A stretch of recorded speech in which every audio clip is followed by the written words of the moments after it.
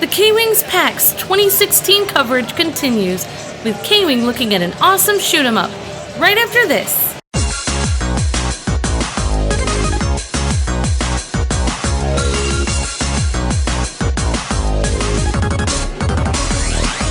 So this is Dariusburst Chronicle Saviours, which is the home port of the Dariusburst arcade game, which was out in Japan. It was on it was in the arcades, but it was on a 32:9, a huge monitor, right? So we couldn't really port it very well to the we couldn't port it perfectly to the PS4 or the Vita, but on the PC you can get LG does a wonderful super wide monitor which comes pretty close to the game, or you can do what we did with the arcade, and you can get two monitors, put them side by side, and especially when they've got a really thin bezel, it looks pretty much the same as the arcade experience. So what he's playing at the moment is the CS mode, which is something we added specifically for the home versions. So this is single player. It's got about just under 300 levels, which is kind of a lot for a shooter. It's got about 50 different bosses. It'll take you about 100 hours to get through. Yeah, I mean, this kind of game, you don't see a lot of the shooting games anymore. Cave does a lot of really good vertical scrolling ones, the bullet hell style. But this is more. Whereas Cave games are about dodging the bullets, this is about dodging the enemies and using your beam weapon, as you're seeing here, to either destroy large swathes of enemies at the same time, or you wait for the when you get to the boss fires its own beam. So what you're trying to do is you time your beam to counter their beam and destroy them. That guy's awesome. I like that character. Yeah, he's kind of the mascot of the series, the Fossil series. This guy's King Fossil. Nice. And all the bosses in the Darius series, they're basically fish or some kind of sea life. So yeah, so this is like I said, this is the CS mode. Just behind us we've got the AC mode, which is the arcade. So on the arcade you can play 4 players simultaneously, which is it's a lot better when you sat down on a sofa at home, with a dual monitor on a PC setup.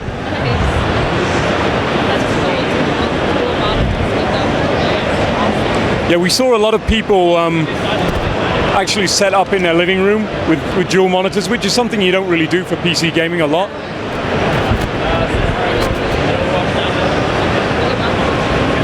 Yeah. I mean, do you play shooters a lot, or? I did back in the day. Oh, okay. The last one I played was Ikaruga. Ikaruga, right? Yeah. That would have been Caves one, yeah. Almost 10 years ago now. Yeah, I think it was about 10 years ago now. I think it was GameCube. Yeah, it was on GameCube. I think it came out on a couple of other formats afterwards, right? So it's on Steam now. But yeah, I mean, this game, Darius, this series, it started in the arcades in 1986. So anniversary year this year. And another part of the series is Taito. Taito's the publisher, so they did the original game, they developed the original game, and a company called Pyramid, a developer in Japan, developed this series. But it's the same sound team, so you're not picking up the sound here, but there's a Taito's sound team called Zuntata, and they're pretty prolific when it comes to the amount of releases they make, and they do a lot of CD releases as well, albums. So this game itself has got, I think, 3 or 4 different albums. I mean, I can't wait to hear the music then. well, the game itself, it's got over 100 tracks on it, Awesome. which is a lot for a shooter. That is a lot of tracks. One game, oh my god. It's good for a band as well, because you can't fit 100 tracks on a CD, so they get to sell more than one, right?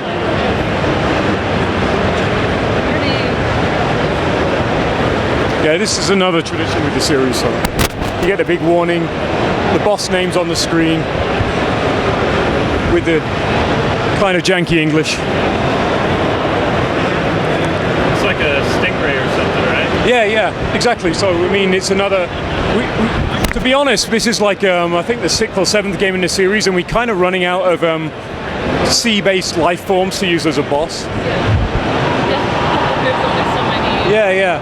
And a lot of them look the same as well, right? Yeah. So you've got to try and find something that's pretty unique. I think one of the strangest ones I saw that was a goblin shark, and it looks a bit like an alien from Geiger. So it's got a second set of jaws, right? Yeah, I think I might have seen one of them. Yeah, if you see one in real life, you'll be thankful that they're not very big, because they're pretty horrible to look at.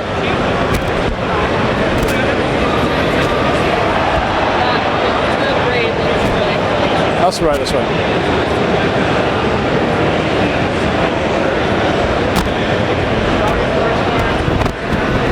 So yeah, we're actually running competition on this over at PAX. So we've got some of the CDs from the sound team signed from Japan. Can't wait to hear the sound of it. Yeah.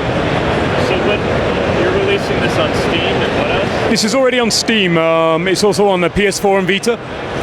So the PS4 you can obviously play 4-player, but we can't do the dual monitors because the PS4 doesn't support it, unfortunately. But it does have a cross save with a Vita version, so you can sit down on the sofa at home and play the PS4 version, and then you can take the Vita out with you and continue your save game.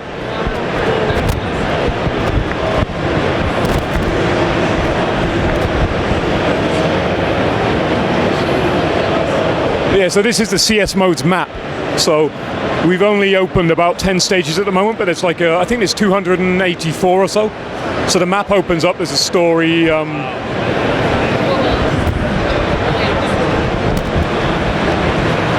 think we've got.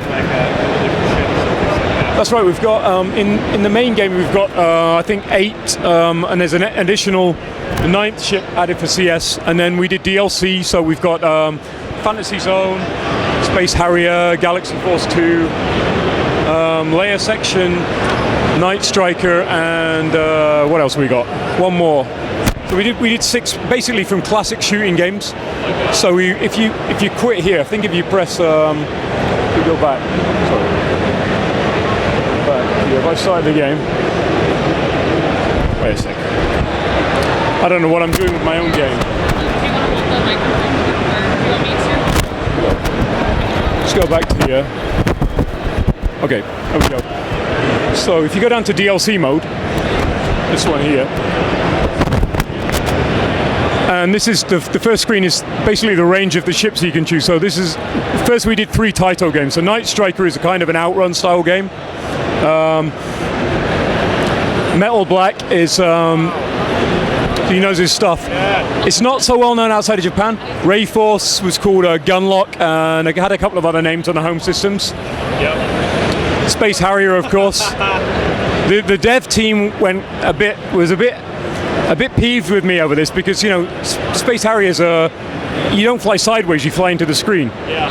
And he's only got one shot, so they really had to pull out all the stops to make this playable. So you got Space Harrier as well, Galaxy Force 2, and Fantasy Zone. And the great thing about these is we've got all the original, most of the original songs in the game, plus the original artists came back to remix their songs. So like Fantasy Zone and Space Harrier is remixed by Hiro, who's the guy who composed Outrun as well. So the soundtrack on this is really, really nice, especially if you like your classic games.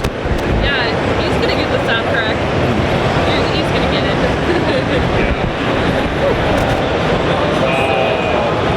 And so all the ships in the Darius in the main game, they're taken from the historical series. So if you play there's a ship called the Origin, which is the first ship, and then when you play that, all the sound effects and the music are from the first game in 1986. Of course, they've been upsampled to work on the game, and that's how we end up with like over 100 tracks in the main game. Fantastic. Thank you so much for your time. Sorry, yes. You can say it in the mic. Pleasure. Thank you so much. Thanks a lot. Pleasure.